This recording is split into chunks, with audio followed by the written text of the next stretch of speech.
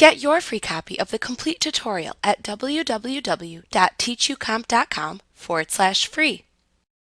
To contribute to a group in Outlook of which you are a member, click the name of the group under the Groups folder in the folder pane. The Groups inbox then appears in the center of the page, and the Groups reading pane appears to the right of that. The basic layout is like the inbox of your mail folder. The first time you visit the group, a welcome to the group name group email, where group name is the name of your group, appears in the group's inbox and reading pane. The email contains links for common group tasks like start a conversation, add to the team site, share files, and connect your apps.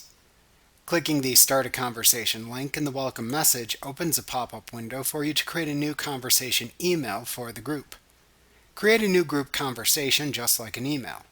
When creating a group conversation email, the group's email address automatically appears in the to line of the message.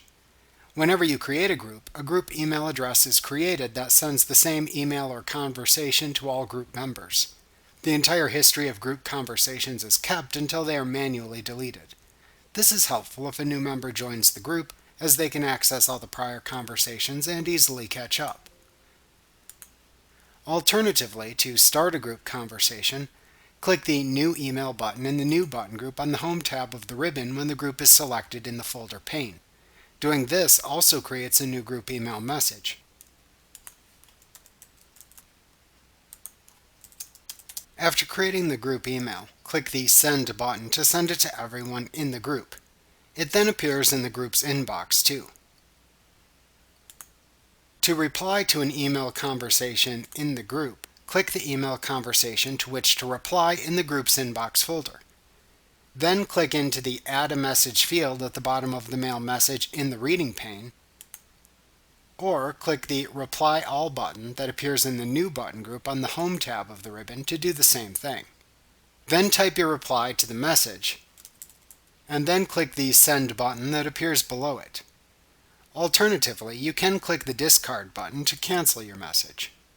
Note that you can insert attachments or Outlook items to the group conversation emails by clicking the Attach File or Attach Item buttons that appear in the Include button group on the Home tab of the ribbon in the group email window,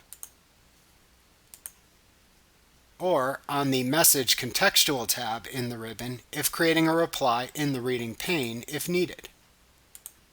For attachments in conversation replies in the group reading pane, you can then choose if you want to upload the attachments as shared group files in SharePoint in a dialog box that then appears.